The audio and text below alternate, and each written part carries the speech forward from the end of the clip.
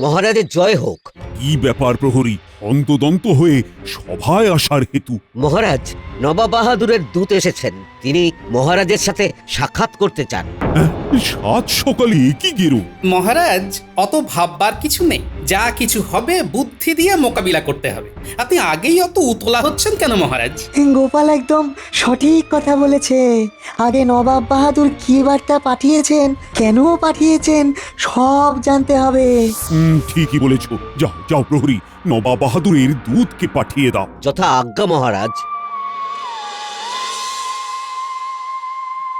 সব তো ঠিকই আছে, খাজনা দিয়ে দেওয়া হয়ে গেছে, কোনো বকেয়া কিছু নেই। তাহলে কি এমন ঘটলো যে নবাব বাহাদুর দূত পাঠালেন? একটু পরেই চক্ষুকর্ণের বিবাদ ভঞ্জন হয়ে যাবে। আপনি উতলা হবেন না। ওই তো নবাব বাহাদুরের দূত এসে গেছেন। মহারাজের জয় হোক। বলো বলো দূত, নবাবের কি সংবাদ তুমি আনলে? মহারাজ, নবাব বাহাদুরের খুব মনোকষ্ট।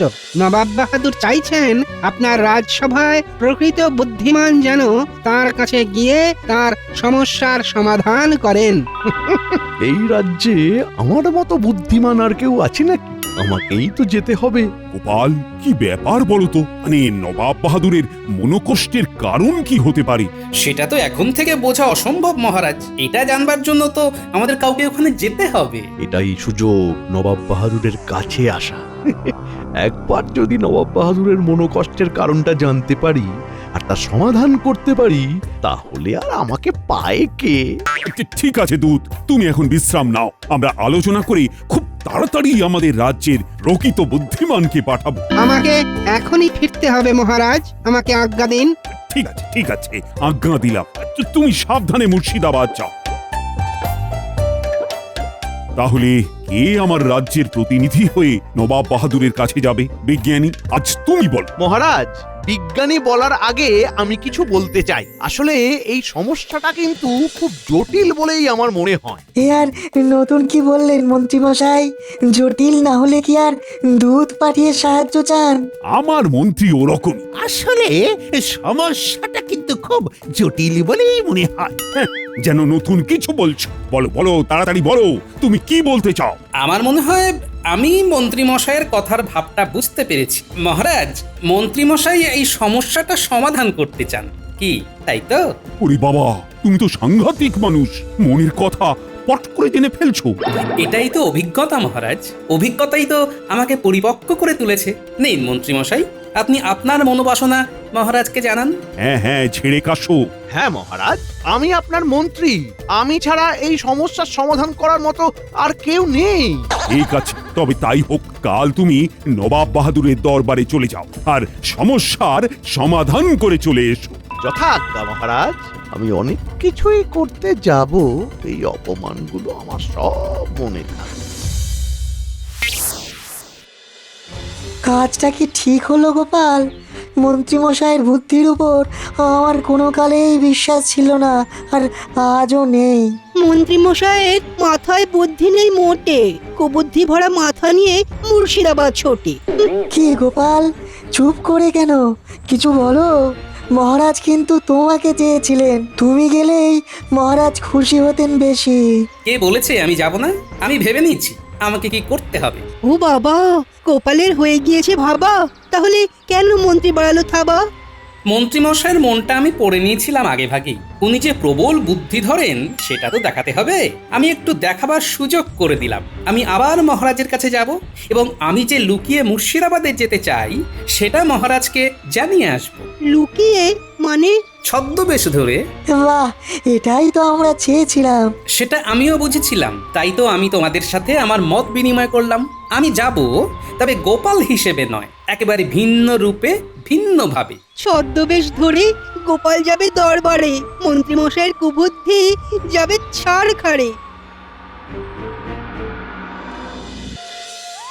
মহারাজ, আপনাকে খুব চিন্তাগ্রস্ত দেখছি। কি হয়েছে মহারাজ? একটু অন্যরকম ঝামেলা এসে পড়েছে। কি এমন ঝামেলা যেটা মহারাজকে এতটা চিন্তায় ফেলেছে? নবাব বাহাদুরের দূত এসেছিল। নবাব বাহাদুর বার্তা পাঠিয়েছেন যে তিনি খুব মনোকষ্টে আছেন। মনোকষ্টের হেতু? সেটা উনি কিছু বলেননি, শুধু বলেছেন যে আপনার রাজসভার প্রকৃত বুদ্ধিমানকে পাঠাতে। ব্যাস, আর কি চিন্তা মহারাজ, আপনার কাছে তো গোপাল আছে, পাঠিয়ে দিন গোপালকে। ভেবেছিলাম তো তাই, কিন্তু আমার মন্ত্রীটা সবকিছু একেবারে ঘেঁটে দিল। বুঝেছি, আপনি নবাবের মনোকষ্ট কমানোর জায়গায় আরো বাড়িয়ে দিলেন, তাহলে তো চিন্তার বিষয় আছেই। রানীমা, গোপাল দাদা আপনার সাথে দেখা করতে এসেছে। নিন, আপনার মুশকিল আসান এসে গেছে। দেখুন কি বলতে এসেছে আমাদের গোপাল। দাসী পাঠিয়ে দাও। মনটা কিরকম হালকা হয়ে গেল গোপালের আগমনে। রানী, তুমি তো জানো না, গোপালই তো মন্ত্রীকে পাঠাতে বলল। নিশ্চয়ই এর মধ্যে গূঢ় বিষয় আছে। প্রণাম মহারাজ। প্রণাম রানীমা। একটা কথা নিবেদন করার জন্য আপনাদের দুজনের সাথে দেখা করতে এলাম। এই রাতে না দেখা করলে তো আর সময় পাবো না মহারাজ। তার মানে তুমি কি কোথাও যাচ্ছ নাকি? এই আমাকে একটা বিপদের মধ্যে ফেলে তুমি আবার কোথায় যাচ্ছ? কোথায় আর যাব মহারাজ, ভাবছি অন্যরকম বেশ ধরে মুর্শিদাবাদ যাব। তুমি মুর্শিদাবাদ যাবে? তবে আগে বললে না কেন? মন্ত্রীকে পাঠিয়ে দিলাম। মন্ত্রী মশাই যাক না, উনি ওনার মতো কাজ করবেন আর আমি আমার মতো কাজ করব। আমি একদিকে নবাব বাহাদুরের মনোকষ্টের কারণ জানবার চেষ্টা করব, অন্যদিকে মন্ত্রী মশাই কি করছেন সেটার দিকেও একটু চোখ রাখবো। তুমি কি পরিচয় সেখানে যেতে চাও গোপাল? মনোকষ্ট যখন তখন আমি মনোবিজ্ঞানী। নবাব বাহাদুরের মনোকষ্ট জানবো আমি মনোবিজ্ঞানী হয়ে। তুমি জয়ী হয়ে ফিরে এসো গোপাল। এই যে প্রহরী, গোপালকে নিয়ে খাজাঞ্চির কাছে যাও। গোপাল, তুমি খাজাঞ্চির কাছ থেকে রাহা খরচ হিসেবে 100 মোহর নিয়ে নেবে। যথাজ্ঞা মহারাজ। প্রণাম রানীমা।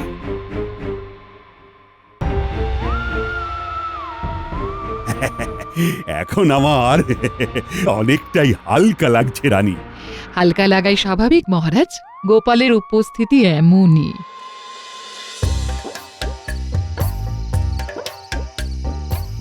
গিন্নি গিন্নি, খুব তাড়াতাড়ি খেতে দিয়ে দাও, কাল খুব ভোর ভোর যেতে হবে বুঝলে। কোন চলে যাবে শুনি? মুর্শিদাবাদ, নবাব বাহাদুরের মনোকষ্ট জানতে। ও, ভারী এলেন মনোকষ্টের বিশেষজ্ঞ। তোমার এই সরল সাদাসিধে বউটার মনে কত কষ্ট কোনদিন জানতে চেয়েছো? তোমার আবার কিসের কষ্ট? হা করতেই তো মুখের কাছে সব চলে আসছে। কি আসছে কি আসছে শুনি? এই তো হাঁ করলাম। কি এলো? আরে ওটা তো কথার কথা গিন্নি। আমার কথা হলো, কোনো কিছুর অভাব আছে তোমার? তোমার স্বভাবটাই তো এখনো বুঝতে পারলাম না গো, এটাই তো বড় অভাব আমার। বাবা, তুমি তো দেখছি অনেক কথা শিখেছো গিন্নি। কার বউ আমি সেটা দেখবে না? বিয়ে হয়ে আসা থেকে শুধু কথাই শুনে যাচ্ছি, শুধু কথার চচ্চড়ি। যাকে, তোমার কথার সাত কাহন শোনার সময় নেই আমার। আমাকে কাল খুব সকালে বেরিয়ে যেতে হবে। আচ্ছা, তুমি কি খেতে দেবে আমায়? তা আমি আবার কখন বললাম যে খেতে দেব না? হাত পুড়িয়ে রান্না করেছি, নিজে খাবো বলে হাত মুখটা ধুয়ে এসো, খেতে দিচ্ছি। শুনে আমি খুব কৃতার্থ হলাম। তুমি খাবার বারো, আমি আসছি। কি কথা শুনলাম গো, কি কথা শুনলাম? নবাব বাহাদুরের মনের কষ্ট মেটাতে হবে, যে কিনা নিজের বউয়ের মনটাই বুঝতে পারলো না। বুঝতে পারছি, আমার আর কিচ্ছুটি হবে না।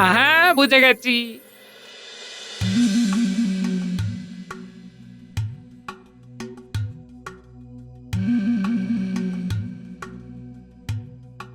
জাহাপানা, দেখুন দেখুন, ভালো করে দেখুন, আপনার বয়স কি দ্রুত বাড়ছে। কাল অবধি আপনার দুটো দাড়ি পাকা ছিল, আজ আবার একটা দাড়ি পেকেছে। এর মানে কি বুঝছেন জাহাপানা? এর মানে আর বুঝতে হয় নাকি? আমি খুব দ্রুত বুড়ো হয়ে যাচ্ছি। তোমার কটা চুল পাকলো বেগম? ওই একটাতেই থেমে আছে জাহাপানা, আমার বয়স থেমে গেছে, আর বাড়বে না। আরে আমার বয়স বেড়েই চলেছে। না না, বয়সকে বাড়তে দিলে হবে না, পাকা দাড়িকে এবার কাঁচা করব। ও, কালো রং করে কাচাবেন জাহাপানা? তাতে কি? আমি তো আপনার আয়না, আপনি যতই কাঁচান আমার কাছে আপনি বুড়ো। আর আমার একটা চুল মোটে সাদা, এক ঢাল কালো চুলের মাঝে, আর আপনার তিনটে দাড়ি পেকেছে। যেভাবে এগোচ্ছে খুব শিগগির আপনার পুরো দাড়ি কালো থেকে সাদা হয়ে যাবে জাহাপানা। আর কাটা ঘায়ে নুনের ছিটে দিও না। যেদিন আমার একটা চুল আপনি পাকা দেখলেন, তখন আমাকে কি বলেছিলেন জাহাপানা? ভুল হয়ে গেছে, গোস্তাকি হয়েছে। সেদিন আমাকে বুড়ি হয়ে গেছে বলে টিপ্পনি করেছিলেন, আর আজ দেখছেন তো আপনার গুনাহের সাজা কেমন ওপরওয়ালা দিচ্ছেন। প্রতিদিন আপনার একটা একটা করে দাড়ি পাকছে জাহাপনা। না, বেগমের সামনে থেকে আমার চলে যাওয়াই উচিত। আমি চললাম। উজির, উজির, আমি খুব দ্রুত বুড়ো হয়ে যাচ্ছি, আমার কি হবে? এ তো ভারী অদ্ভুত ব্যাপার, প্রতিদিন ঠিক একটা করে দাঁড়িয়ে পাকছে কেন? সেটাই তো বুঝতে পারছি না। কত হাকিম বৈদ্য এলো, কেউ তো কিছুই করতে পারলো না। বুঝলে উজির, এসব গুনাহ, পাপ। জাহাপনা, কৃষ্ণনগর থেকে মন্ত্রী মশাই এসেছেন, আপনার সাথে দেখা করতে চান। কৃষ্ণচন্দ্র কি মাথা খারাপ হয়ে গেল? আমি বললাম সবচেয়ে বুদ্ধিমান লোককে পাঠাতে। মহারাজ মনে করেছেন মন্ত্রী মশাই খুব বুদ্ধিমান। পাঠিয়ে দাও, পাঠিয়ে দাও। আমার মনোকষ্ট না কমাতে পারলে মন্ত্রীকে কারাগারে নিক্ষেপ করব। সেলাম জাহাপানা, শুনলাম আপনার খুব মনের কষ্ট। তাই কষ্ট লাঘব করতে এলে, তাই তো? দেখি তুমি কেমন আমার কষ্ট লাঘব করতে পারো। আপনার মনের কষ্টটা আমার কাছে বলুন। কিছু বুঝতে পারছো না তো জাহাপানা। বলি চোখের কি মাথা খেয়েছো? আমার 4টে দাড়ি যে পেকে গেছে সেটা দেখতে পাচ্ছ না? পাচ্ছি, দেখতে পাচ্ছি, পাবো না কেন? কুচকুচে কালো এক রাশ দাড়ির মাঝে 4টে ফুটফুটে ফর্সা দাড়ি। ভরসা? মন্ত্রী, তোমাকে তো আর এক মুহূর্ত ভরসা করতে পারছি না। উজির, মন্ত্রীকে কারাগারে নিয়ে যাও, বলে কি না ফর্সা দাড়ি। আমার অপরাধ নবাব বাহাদুর, আমি তো সাদা দাড়ি বলিনি, বলেছি ফর্সা। উফ, আবার আমার দাড়ি নিয়ে কথা বলছো। উজির, একে কারাগারে নিক্ষেপ করো। প্রহরী, প্রহরী! হুকুম জাহাপনা। এই মন্ত্রীকে কারাগারে বন্দি করে রাখো, নিয়ে যাও। নবাব বাহাদুর, আমি আর ফর্সা বলবো না, এবার থেকে সাদাই বলবো। আসলে দাড়ি তো সাদাই হয়। আবার আমার দাড়ি নিয়ে কথা বলছে। এই প্রহরী, দেরি করো না, নিয়ে যাও।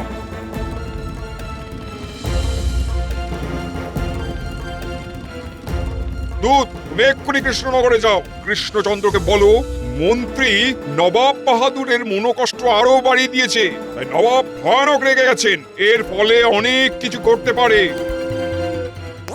আজ 4টে হলো, কাল আবার একটা হবে, পরশু আবার একটা। উফ, এইভাবে আমার সব কাঁচা দাড়িগুলো সাদা হয়ে যাবে, আমি বুড়ো হয়ে যাব। তারপর একদিন উপরওয়ালা আমাকে উপরে টেনে নেবেন। হায় হায় হায় হায় হায় হায়, কেউ নেই যে আমার এই মনোকষ্টকে লাঘব করতে পারবে।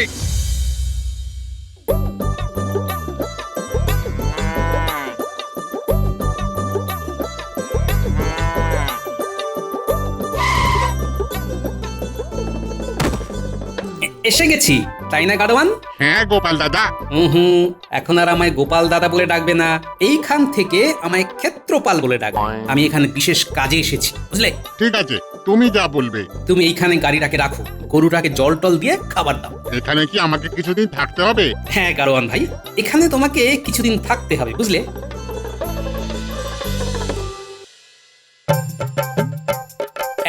এই নাও 10টা মোহর নাও, ভালো করে খাওয়া দাওয়া করে বিশ্রাম নাও। আর কেউ জিজ্ঞেস করলে বলবে এটা ক্ষেত্রপালের গাড়ি, উনি নবাব বাহাদুরের সাথে দেখা করতে গেছে, মনে থাকবে।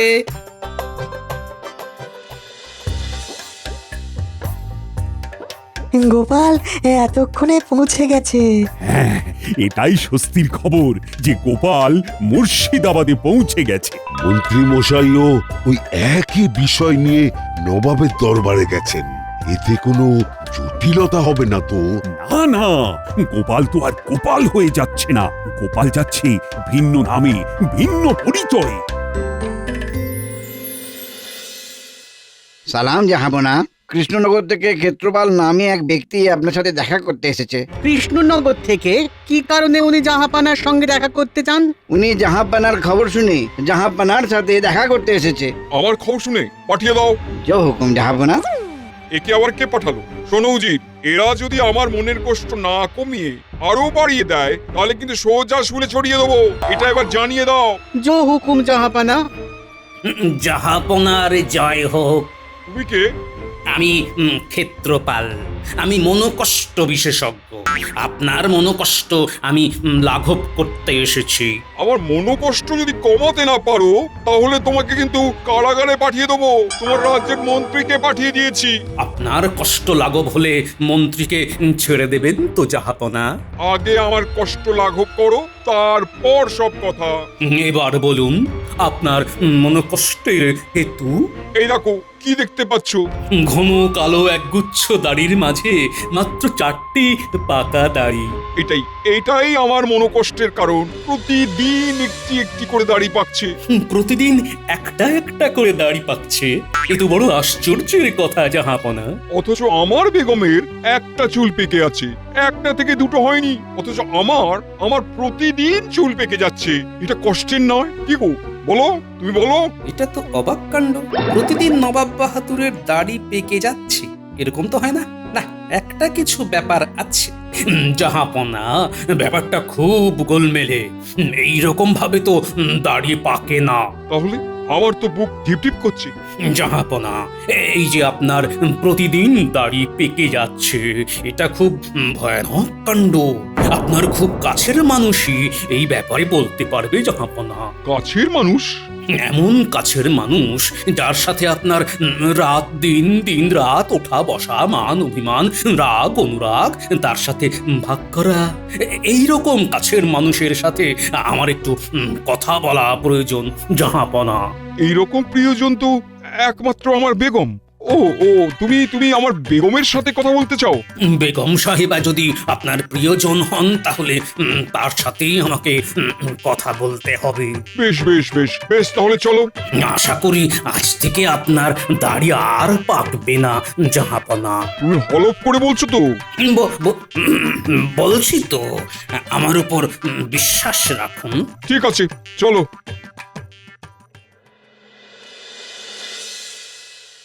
কি ব্যাপার প্রহরী? নবাবের দূত আপনার সাথে দেখা করতে চাইছেন। আবার কি হলো? যাকে ডেকে আনো। মহারাজের জয় হোক। বলো বলো দূত, কি খবর? নবাব বাহাদুর এখন কেমন আছেন? জাহাপানার মন আপনার মন্ত্রীর কথা শুনে আরো খারাপ হয়ে গেছে মহারাজ। নবাব বাহাদুর খুব রেগে গেছেন। এটা বলবার জন্যই আমি এসেছি। আমার বলা হয়ে গেছে, এবার আমি চলে যাব। আমার মন্ত্রী আবার কি বিপত্তি ঘটালো? দেখলে দেখলে মন্ত্রী আমার কোনো জায়গায় গিয়ে একটু ঠিক কাজ করে আসতে পারে না। এখন গোপালই ভরসা।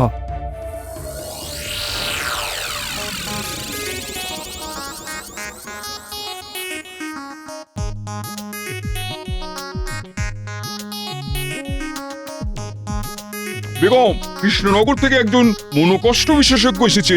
আমার পাকা দাড়ি আর তোমার পাকা চুল নিয়ে আলোচনা করতে এসেছে।